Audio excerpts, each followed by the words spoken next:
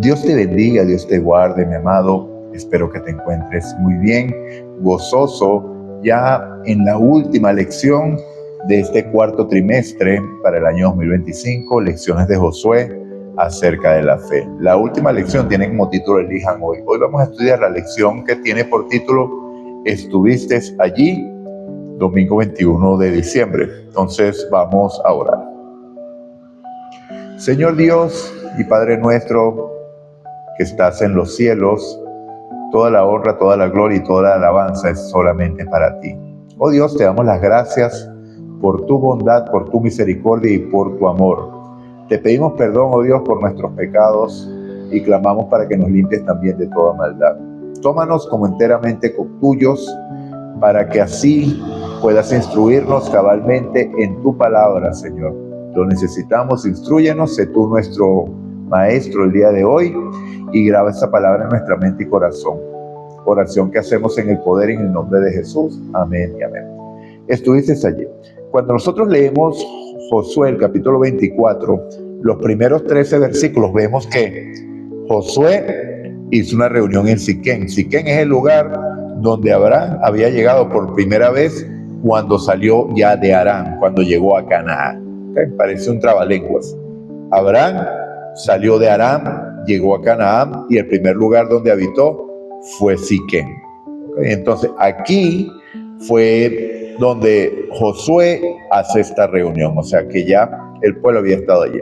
Entonces cuando nosotros leemos la historia hasta el versículo 13 de este capítulo 24, vemos que Dios les revela la historia, les recuerda la historia, para recordarles de dónde habían salido, de dónde los había sacado, mejor dicho, no habían salido porque ellos no salieron por sus propios medios, no podían porque eran esclavos en Egipto, sino que salieron con mano fuerte, con mano poderosa. Y nos recuerda Éxodo capítulo 20, que dice: yo soy Jehová tu Dios, que te saqué de la tierra de Egipto, de casa de servidumbre.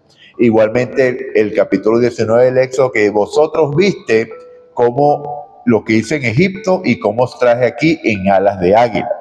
Entonces es maravilloso. Entonces cuando nosotros analizamos estos versículos, estos 13 versículos o 12 versículos, desde el versículo 2, vemos que Josué está haciendo una retrospectiva de lo que Dios hizo. Él dice que que los padres de Abraham, Taré, Nacor, que era su hermano, habitaban en Ur, ¿cierto? Que es Babilonia. Eran idólatras, ellos tenían otros dioses. Si Dios no los ha sacado, ¿cuál hubiera sido el destino de toda esta gente descendiente de Abraham? Aunque Abraham no tenía hijos, ¿cierto? Pero de haberlo tenido porque tiene hijos, por la promesa de Dios.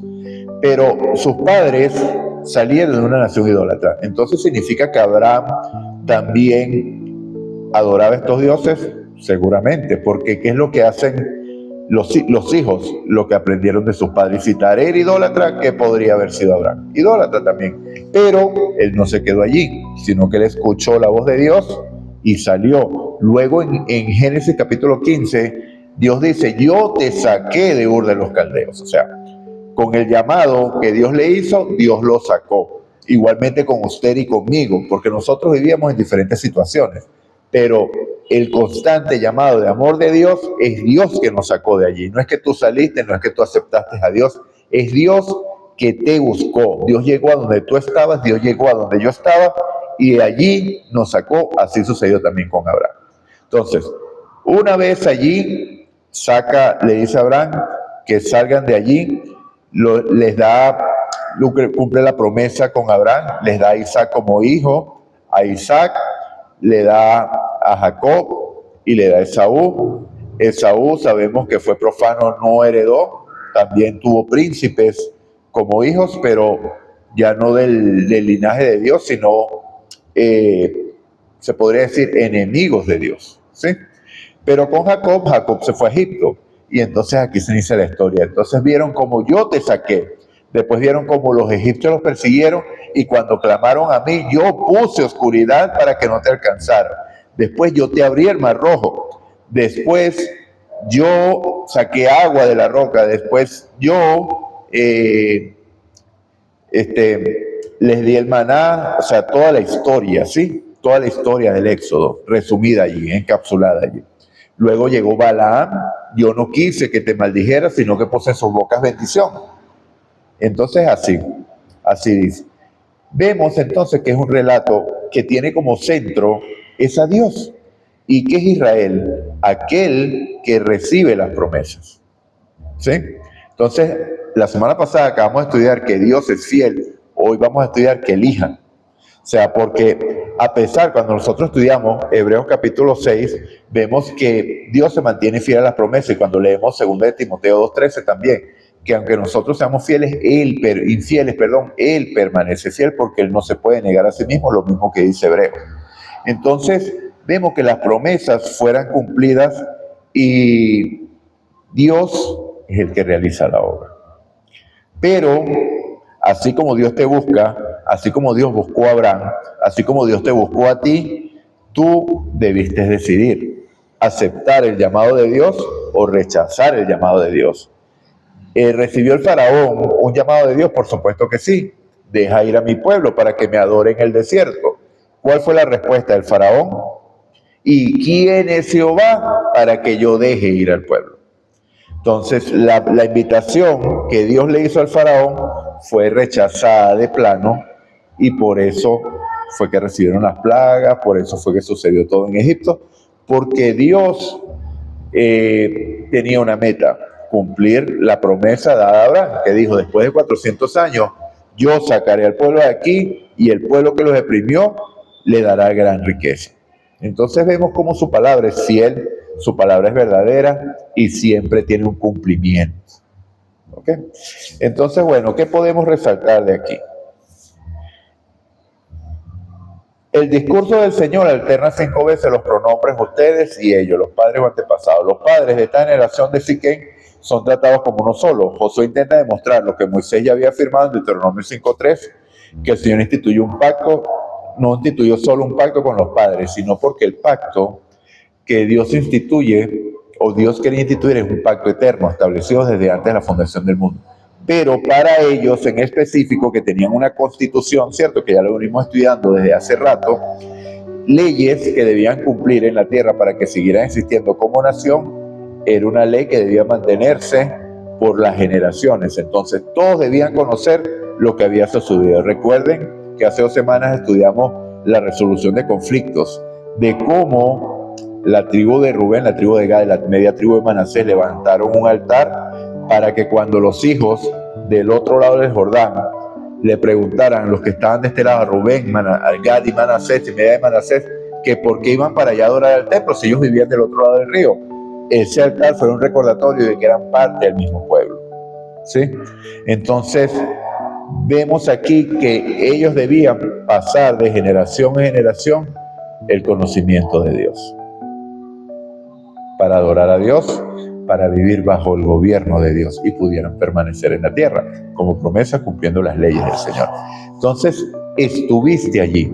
Dios es el que saca. Dios es el que te conduce. Dios es el que hace. Dios es el que pelea. Jehová peleará la batalla y vosotros estaréis tranquilos. Pero tú debes elegir por Dios. Porque Dios no va a actuar en contra de tu voluntad. Dios no te va a imponer su voluntad, no te va a imponer la salvación que Él ya te regaló, ya es un regalo que tienes, pero tú sencillamente debes aceptarla.